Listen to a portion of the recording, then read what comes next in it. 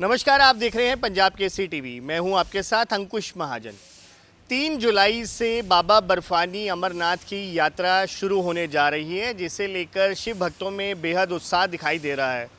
तकरीबन 2 महीने पहले जब पहलगाम में हमला हुआ तो उसके बाद काफ़ी इसका असर देखने को मिला और उस वक्त ये महसूस होने लगा कि अब शायद ये यात्रा इस बार नहीं हो पाएगी, क्योंकि उससे पहले कोरोना काल में भी यात्रा के ऊपर काफ़ी फ़र्क पड़ा था। लेकिन अब अगर बात की जाए तो शिव भक्तों में काफ़ी उत्साह है और वहाँ पर अब जो है लंगर लगाने की तैयारियाँ वो शुरू कर दी गई है। और हम इस वक्त चंडीगढ़ के सेक्टर 45 की गौशाला में मौजूद है। गौरी शंकर सेवा दल संस्था द्वारा ये चलाई जाती है और इसी संस्था द्वारा जो है वो बाबा बर्फानी के दरबार में पिछले लगभग 20 सालों से जो है बाबा बर्फानी दरबार में लंगर लगाया जा रहा है। और आप ये देख सकते हैं एक बेहद खूबसूरत एक मंदिर इसी को लेकर एक तैयार किया गया है। बेहद खूबसूरत तस्वीर जो आप पवित्र गुफा की देख रहे हैं और उसके साथ जय बाबा बर्फानी, भूखे को अन्न, प्यासे को पानी, इसी के की एक जो मंदिर तैयार किया गया है। इसके साथ साथ इस लंगर के लिए कहा जाता है कि अमरनाथ में सुई से लेकर जहाज तक की जो सुविधा मिलती है और वो एक दूसरे के सहयोग के साथ ही उधर जो है वो लंगर कमेटियों द्वारा लंगर लगाए जाते हैं। इस कमेटी द्वारा भी लंगर लगाया जा रहा है और जिसको लेकर भक्तजनों की ओर से अपना सामान जो है वो दिया जा रहा है, चाहे वो खाने पीने का सामान हो, सैनिटरी का सामान हो, हर तरीके का सामान, क्योंकि लंगर वहाँ पर तकरीबन 1.5 से 2 महीने तक चलता है। और इसी को लेकर जो तमाम जो तैयारियाँ हैं वो लगभग पूरा साल भर चलती रहती है। हमारे साथ लंगर आयोजक हैं, बात कर लेते हैं। जय भोलेनाथ जी। जय भोलेनाथ जी, हर हर महादेव। भूखे को अन्न, प्यासे को पानी। जय बाबा बर्फानी। गौरी शंकर सेवा दल गौशाला सेक्टर 45 से अमरनाथ धाम के अंदर विशाल भंडारे का आयोजन सभी शिव भक्तों के सहयोग से पिछले कई वर्षों से किया जा रहा है। इस वर्ष हमने ये मंदिर तैयार किया है जो वहाँ हम अमरनाथ यात्रा पर लेके जाएंगे। और इस बार जो यात्रा है वो अभी पहलगाम मार्ग के ऊपर जो घटनाक्रम हुआ उसके कारण इस बार यात्रा के लिए लोगों में ज़्यादा से ज़्यादा अपील की जा रही है कि यात्रा ज़्यादा की जाए। दूसरा, सरकार का भी इस बार विषय रहेगा कि सरकार इस यात्रा को हर कोशिश के ऊपर इसको सफल बनाना चाहेगी कि इस यात्रा के अंदर कोई विघ्न बाधा ना आए। कोई भी ऐसी शरारती जो आंसर हैं, कोई उसके अंदर विघ्न बाधा, कोई भी हमारे यात्रियों को कोई कठिनाई ना हो कोई, इसलिए ये यात्रा इस बार ज़्यादा महत्वपूर्ण हो जाती है। जी विनोद जी, लंगर के लिए तैयारियां की जा रही है, क्या क्या खास प्रबंध होते हैं लंगर लगाने के लिए वहाँ?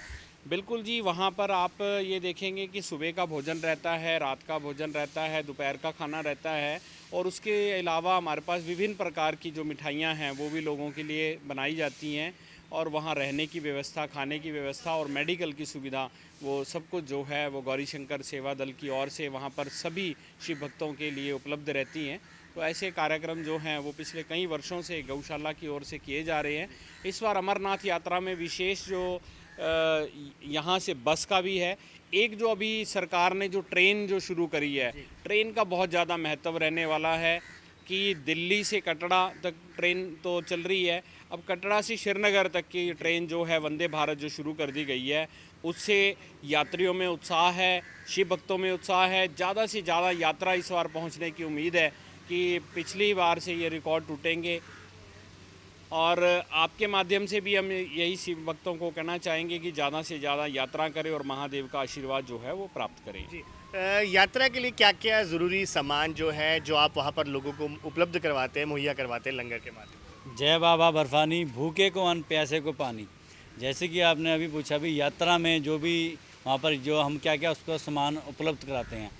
जैसे कि हमारी यात्रा में जो भी जिस भी प्रकार की उनको सामान की ज़रूरत रहती है यात्रा के दौरान, डंडे से लेकर जूते तक और रहने की सुविधा, खाने की सुविधा, दवाई की सुविधा।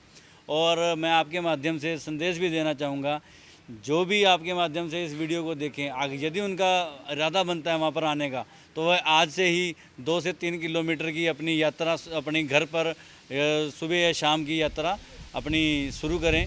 उससे क्या होगा, जब वो वहाँ पर पहुँचेंगे यात्रा करने तो उनको वहाँ पर सांस की कोई ऐसी दिक्कत नहीं आएगी और एक रूटीन बन जाता है भी मैं इतना किलोमीटर चल पाता हूँ।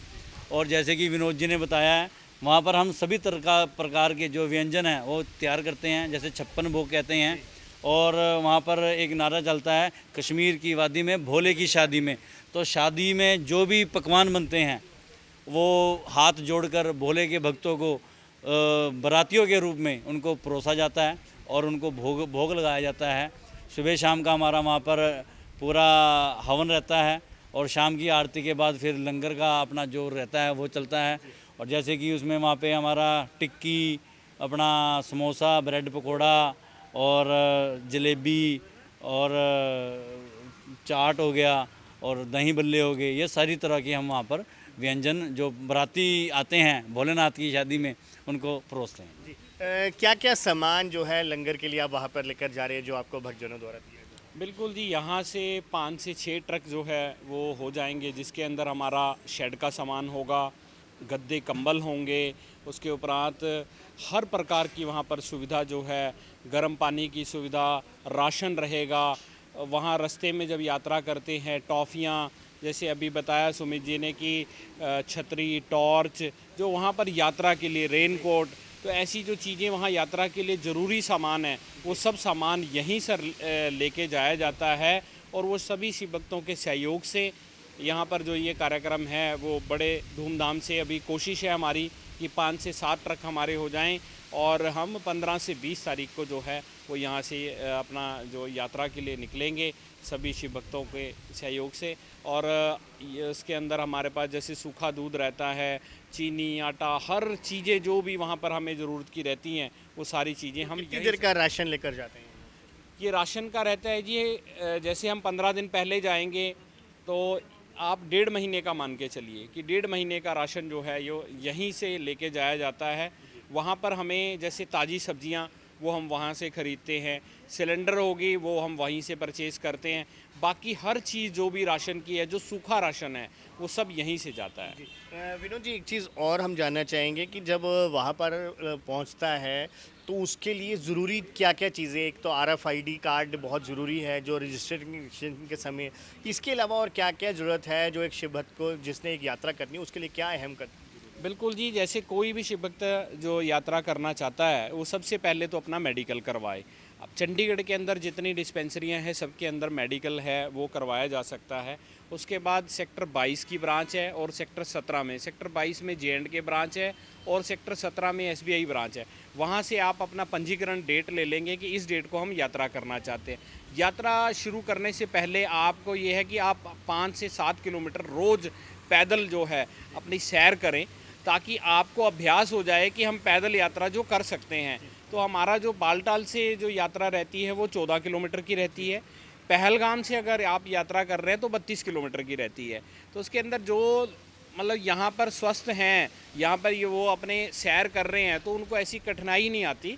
जो अभ्यास आप थोड़ा पहले कर लेंगे तो आपको कोई ऐसी दिक्कत आने वाली नहीं है। और उसके उपरांत भी वहाँ पर मेडिकल का जो हमारा रहता है कि छोटी मोटी दवाइयाँ जो हैं वो भी हम लेके जाते हैं। उसके बाद वहाँ पर आर्मी की ओर से सारी सुविधाएं होती हैं, सरकार की ओर से बड़ी सुविधाएं रहती हैं। और इस बार तो आप देखेंगे कि नए रोड, चनाब का जो पुल है वो बना है, वो भी देखने के एक आकर्षण का विषय होगा कि लोग ज़्यादा से ज़्यादा जाएंगे। चनाब पुल के ऊपर जो बना है वो लोग देखना चाहेंगे कि एक मिनी स्विट्ज़रलैंड के नाम से भी वहाँ पर जाना जाता है कि वहाँ जाओ। और दूसरा ये है, सरकार का भी इस बार ये रहेगा कि सरकार अपना ये दिखाना होगा कि इस बार जो स्थितियां हैं वो सरकार के कंट्रोल में हैं, ज़्यादा से ज़्यादा यात्री वहां पर पहुंचें और ये यात्रा सफलतापूर्वक हो, कोई विघ्न बाधा ना आए, ताकि पूरे वर्ल्ड को एक मैसेज आए कि ऐसा कुछ नहीं है कि जो शरारती तत्व हैं वो अपनी ओर से पूरा जोर लगाएंगे, लेकिन सरकार जो है वो यही यात्रा बड़े सुचारू रूप से बिल्कुल विघ्न बाधा से मुक्त ये यात्रा करवाई जाएगी। सुमित जी, एक आखिरी सवाल, ये यात्रा कहाँ पर आपकी होती है? आपका जो लंगर है वो कहाँ पर लगता है, किस जगह? ये आप जैसे स्टार्ट करेंगे बालटाल के मार्ग में हमारा लंगर रहता है। और मैं आपके बाद एक और बात कहूँगा, जैसे कि आप देख पा रहे हो अब की बार हमने ये विशेष रूप से जो 3D हमारा मंदिर है ये हमने भोलेनाथ के दरबार में वहाँ पर अपने लंगर में लगाएंगे। आप चित्र देख पा रहे होंगे, ये पूरी गुफा है जी। और ये पौड़ियों के रास्ते, जहाँ पर आपको त्रिशूल थोड़ा सा दिख रहा है, वहाँ पे भोलेनाथ जी अपना स्वरूप प्राप्त अपना लेते हैं। और उसी स्वरूप के सारे ही लाखों भगत उस स्वरूप के साक्षात दर्शन करते हैं और बड़ा ही अच्छा लगता है जिस वक्त हम परमात्मा के दर्शन करते हैं। वैसे तो हमने बहुत सुना है, लेकिन जो साक्षात हम दर्शन करते हैं परमात्मा के अमरनाथ में जाकर, उसका कोई मतलब शब्द नहीं है कि हम क्या उसको बयान कर पाएँ। और 3D हमारे चंडीगढ़ में हमने ये पहला मंदिर बनाया है और वहाँ पर इसकी बड़ी सराहना होगी, क्योंकि हर बार हम कुछ ना कुछ नया ऐड करते रहेंगे और करते रहते हैं। और अब की बार एक भगत की हमने ड्यूटी लगाई थी कि भी आप कुछ ऐसा करके दिखाओ, उनका प्रिंटिंग का काम है, तो उन्होंने अब की बार ये हमको स्वरूप दिया है भोलेनाथ का बनाकर वहाँ का मंदिर का। तो ये अभी जो भी इसको आज देखने के लिए आ रहे हैं गौशाला में, तो एक सेल्फी भी यहाँ पर खिंचवा रहे हैं और बड़ा ही अच्छा मैसेज जा रहा है पूरी ट्राई सिटी में।